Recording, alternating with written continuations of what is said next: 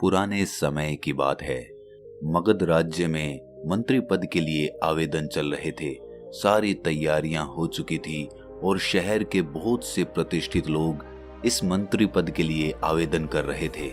भला नगर का कौन प्रतिष्ठित आदमी होगा जो राज दरबार में मंत्री पद हासिल नहीं करना चाहेगा। इसीलिए नगर के गिने चुने प्रतिष्ठित लोग इस पद को हासिल करने के लिए अपनी पूरी ताकत झोंक रहे थे। ऐसा ही एक युवक था संतोष, मन का एकदम साफ युवक, दूसरों की मदद करने वाला, हर जरूरतमंद की सेवा करना, ये सीख उसने अपने माँ बाप से भली भांति ले ली थी। इसीलिए नगर में उसकी काफी इज्जत थी, काफी रुतबा था। भला इंसान होने के साथ साथ संतोष में और भी गुण थे, जैसे कि उसका वाक गुण। वो जब बोलता था तो लोग सुनते ही रह जाते थे। उसके भाषण, उसके वक्तव्य सभी को प्रभावित कर देते थे। ये कला उसमें बचपन से ही थी और समय के साथ साथ उसने अपनी इस कला को और भी ज्यादा निखार लिया था। ऐसा नहीं था कि मंत्री पद के लिए आवेदन करने वाले दूसरे युवकों में किसी गुण की कमी थी। उसके प्रतिद्वंद्वी भी किसी से कम नहीं थे। वो भी अपना भरपूर प्रयास कर रहे थे और उनमें भी किसी गुण की कोई कमी नहीं थी। लेकिन संतोष के पास बोलने की ताकत दूसरों से ज्यादा थी। वो जब बोलने लगता था तो लोग उसकी वाणी से प्रभावित हो जाते थे और मंत्री पद के लिए यही गुण सबसे सर्वश्रेष्ठ होना चाहिए। यही गुण आपको मंत्री पद दिलवा सकता है। अगर आप अपने भाषण और अपने वक्तव्य से अपनी जनता को, अपने नगर के लोगों को प्रभावित कर पाते हो तो आप मंत्री पद के लिए अच्छे दावेदार हो सकते हो। इसी कारण संतोष का रुतबा पूरे नगर में फैला हुआ था और उसकी प्रतिष्ठा को और भी ज्यादा नगर में फैलाने के लिए उसके दोस्त, उसके चाहने वाले जी जान एक करके लगे हुए थे। उन्हीं दोस्तों में संतोष का एक दोस्त विपिन हुआ करता था। विपिन संतोष का बचपन का मित्र था और दोनों में बहुत गहरी मित्रता थी। लेकिन संतोष की तरह विपिन उस नगर का कोई प्रतिष्ठित युवा नहीं था। वो एक साधारण से परिवार से था और ना ही उसमें भाषण देने का या कोई वक्तव्य पेश करने का कोई कौशल था। वो सिर्फ अपने दोस्त संतोष को जिताने के लिए दिन रात एक कर रहा था और संतोष भी इस बात से भली भांति परिचित था। वो अच्छी तरह से जानता था कि विपिन मुझे जिताने के लिए कोई कसर बाकी नहीं छोड़ रहा है और इस कारण से संतोष अपने दोस्त विपिन की बहुत इज्जत करता था और अपने सारे दोस्तों में उसे ही सबसे सर्वश्रेष्ठ समझता था। और जल्द ही वो समय भी आ गया जब आवेदन होने वाला था और इसके बाद मंत्री पद के आवेदन के लिए जो परिणाम सामने आया उसको देखकर संतोष फूला नहीं समाया, क्योंकि उसने एक अभूतपूर्व जीत हासिल की थी। उस नगर में कोई भी इतनी वोटों से कभी नहीं जीता था जितना कि संतोष जीता था। संतोष अपनी इस जीत से फूला नहीं समा रहा था। जब मगध के सम्राट ने जनता को वक्तव्य देने के लिए संतोष को ऊपर बुलाया तो संतोष ने उन सभी का आभार व्यक्त किया जिन्होंने संतोष पर अपना भरोसा दिखाया था और साथ ही उसने अपने सबसे अच्छे दोस्त विपिन को भी संबोधित करते हुए कहा कि ये जीत विपिन के बिना संभव नहीं हो पाती। मैं विपिन का बहुत आभारी रहूंगा और विपिन जैसा दोस्त जिसे मिल जाए उसे कोई कैसे हरा सकता है। इस वक्तव्य के पहले विपिन को ना तो सम्राट जानता था और ना ही वहां की जनता जानती थी, लेकिन इस वक्तव्य के बाद सब लोग विपिन को पहचानने लग चुके थे। धीरे धीरे समय बीतता रहा और अब संतोष दरबारियों के मंत्रियों में एक अहम दबदबा रखता था। सम्राट भी उसके विचार और उसकी सलाह को सबसे ज्यादा तवज्जो देते थे।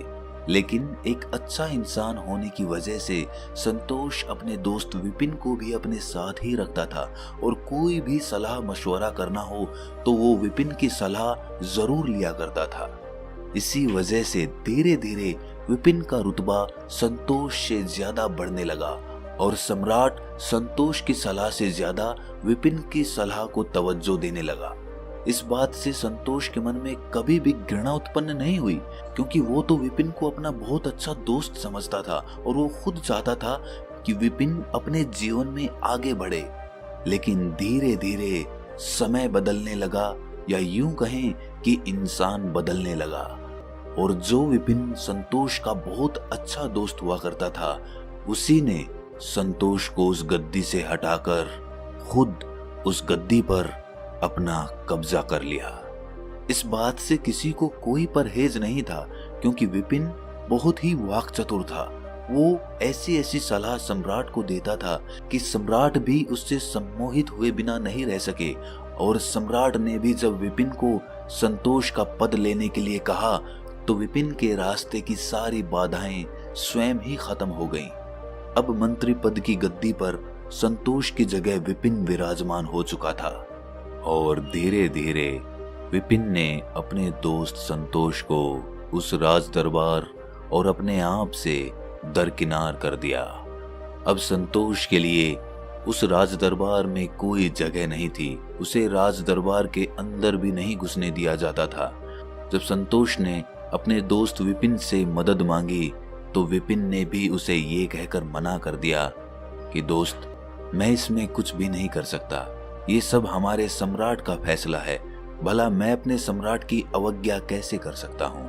और ये कहकर विपिन राज दरबार में अंदर चला गया और संतोष वहीं पर बाहर खड़ा खड़ा अपनी आंखों में आंसू लिए वहीं पर बैठ गया। इसके साथ ही बैठ चुका था उसका अपना दिल, जिसे उसके दोस्त ने ही तोड़ दिया था।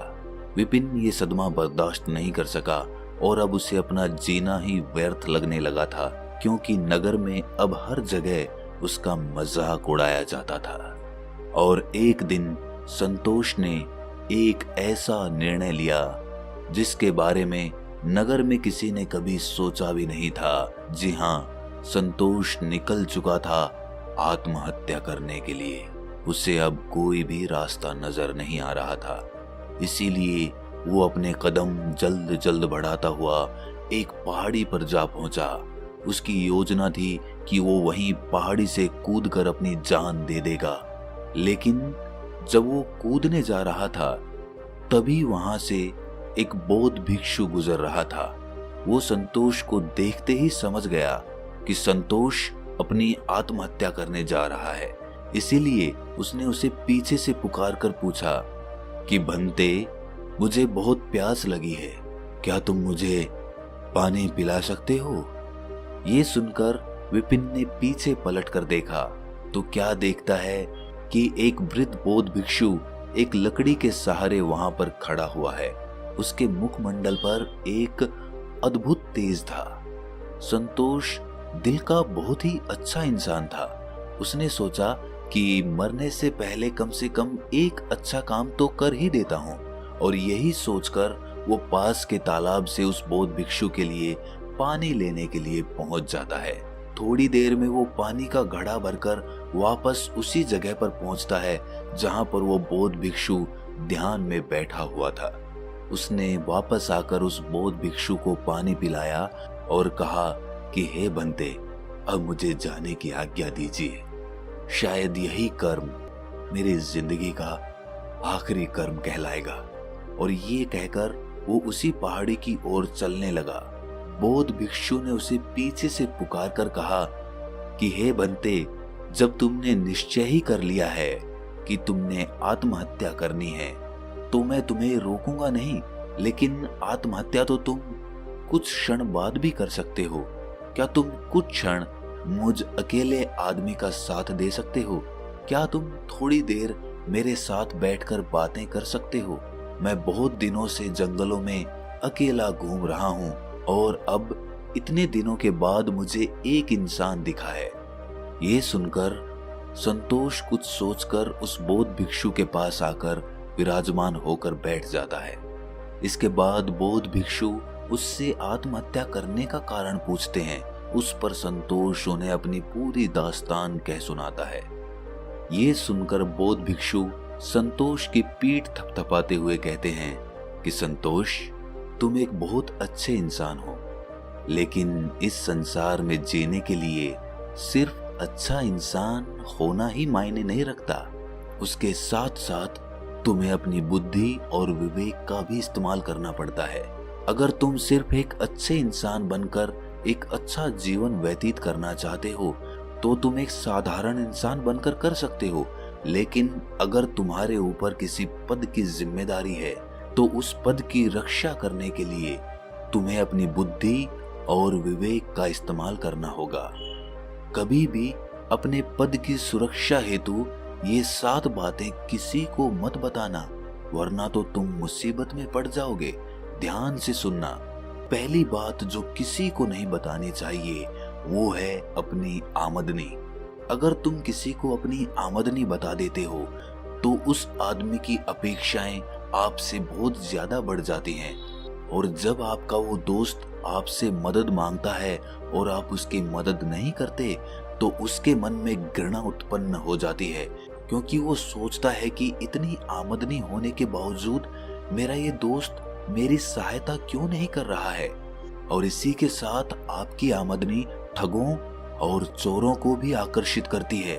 ठग और चोर अपना शिकार बनाने के लिए आपके पीछे पीछे चलेंगे और नई नई योजनाओं के तहत आपको फंसाने की कोशिश करेंगे।